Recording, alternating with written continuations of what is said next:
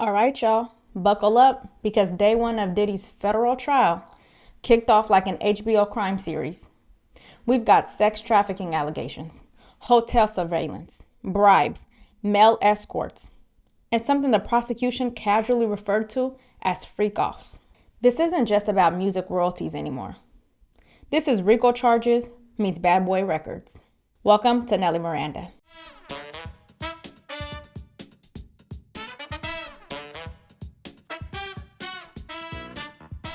Before we dive into the chaos, please hit that like button, subscribe, and turn on your notifications so you don't miss a minute of this courtroom saga. Let's get into it. Diddy, whose real name is Sean Combs, is facing 5 federal charges: sex trafficking, racketeering conspiracy, coercion, obstruction, and unlawful transportation for prostitution. According to the feds, this wasn't a few poor choices at a party. They're calling it a criminal enterprise that allegedly spent over 2 decades. Think less music mogul, more mob boss in a velvet tracksuit. 2 decades, you guys. Like, what took so long to get here? The prosecution laid it out in plain terms.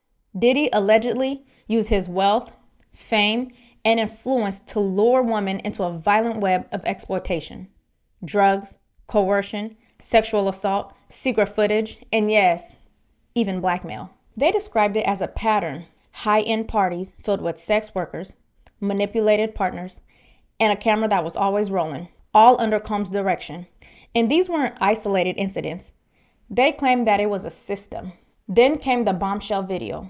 Courtroom screens lit up with 2016 surveillance footage from a Los Angeles hotel where Combs is seen allegedly attacking Cassie Ventura, grabbing her, dragging her, throwing a bottle.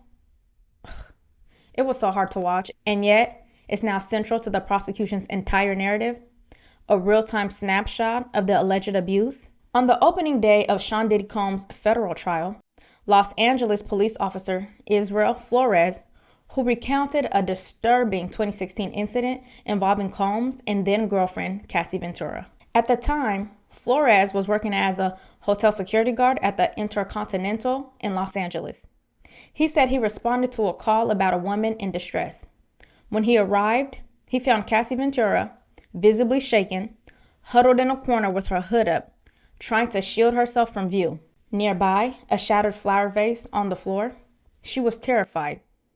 Flores testified. She was curled up, hiding her face. I couldn't see her expression. He stated that Combs told him that they had been arguing and that Ventura had tried to leave the room to retrieve her phone, but he stopped her. Flores said he stood in the doorway to create space and remained there until Ventura managed to exit safely. As Flores was about to leave, Combs allegedly called him back. And what happened next, he described as an attempted payoff. He called out to me, tossed a bundle of cash, and said, "Don't tell anyone," Flores told the courtroom. Later that evening, a second confrontation unfolded. Flores said Combs became agitated when he believed hotel staff were recording him.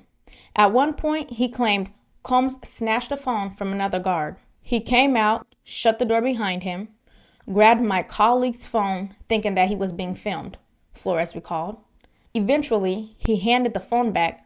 We told him we weren't recording and tried to calm things down. Flores said he physically intervened and pinned Combs to the wall to de-escalate the situation, emphasizing the tense nature of the encounter. The courtroom got real quiet when a male escort took the stand at Sean Diddy Combs' trial, testifying that he was paid thousands of dollars to engage in sexual acts with singer Cassie Ventura, while Combs allegedly sat nearby watching and pleasuring himself.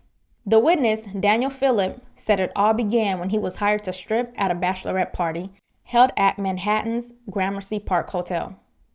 But what started as a routine booking quickly turned into something much more intimate. Phillip said he ended up being paid directly by Ventura for sex. Upon arriving, Phillip testified that Ventura requested a massage using baby oil, while Combs remained in the room wearing a white robe, baseball cap, and a bandana partially covering his face.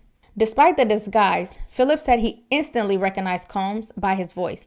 When asked what he did for a living, Combs reportedly replied that he was in the importing and exporting business. What is he importing? What is he exporting? We don't know.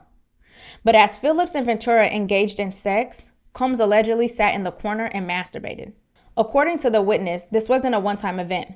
He claimed to have been paid up to $6,000 per encounter and said Combs sometimes directed the sessions or filmed them. In one especially graphic moment, Phillips said Ventura asked him to urinate on her. He says, "Cassie was actually the one who asked me to do it," he told jurors. "She asked if I'd done it before, and when I tried, they both gave me instructions.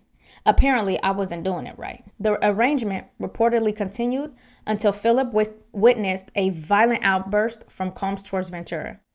That incident, he said, left him so shaken that he experienced erectile dysfunction for the first time in his life. "I believe this was someone with unlimited power," Philip said. "Even if I went to the police, I felt like I could still lose my life." He recalled one disturbing moment when he heard slapping sounds, followed by Ventura screaming, "I'm sorry." Moments later, she allegedly ran into the room naked, jumped into Philip's lap, and began crying. He said he asked her why she decided to stay with Combs despite the obvious danger. Philip said Diddy took a picture of his driver's license without asking. He took that as an intimidation move. Not exactly subtle, right? Diddy was basically like, "Say something. I have your name, date of birth, and address. Play with me if you want to." Yikes, this man is scary. Then came the defense, led by Tenny Geragos. She didn't deny the violence, but she said it was consensual. A swinger lifestyle, she called it. She told jurors that these women were strong, capable adults who made their own choices. Like, okay, the problem is those choices allegedly came after manipulation, pressure, or fear. The jury will have to decide, was this BDSM or abuse hiding behind a Versace curtain? Geragos also claimed that this was all about money. Opportunistic accusers trying to capitalize on a media frenzy. She painted Diddy as a target, not a predator. Listen, a target, not a predator. You know, just your average billionaire mogul, paying escorts to pee on his girlfriend while denying everything in court. Totally misunderstood. Like, how can she even stomach defending this man in any capacity? Like, it's beyond me. The courtroom vibe is heavy. Diddy showed up in a blue tailored suit. No gel jumpsuit that day. He remained calm, no reactions, but every time a new detail dropped, you could feel the tension in the room spike. The jury consists of 8 men and 4 women, and the judge warned them that this trial will be graphic, emotional, and not for the faint of heart. I feel like there should have been 6 women and 6 men to balance it out, but that's just me.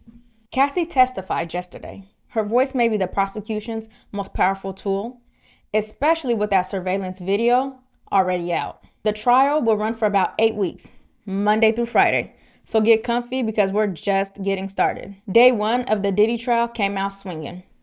And if this is any preview of what's ahead, we're in for a long, dark, explosive courtroom drama. We'll be covering every twist, every testimony, and every freak-off reference. Because let's be real, this trial is about more than just Diddy. It's about power, accountability, and finally shining a light on some of the music industry's darkest corners. What are you guys' thoughts on this madness? Let me know in the comments. And if you want real talk with no fluff, please hit the like button, subscribe, and ring the bell so you don't miss day 2's coverage. Thanks for watching, and I'll see you in the next video.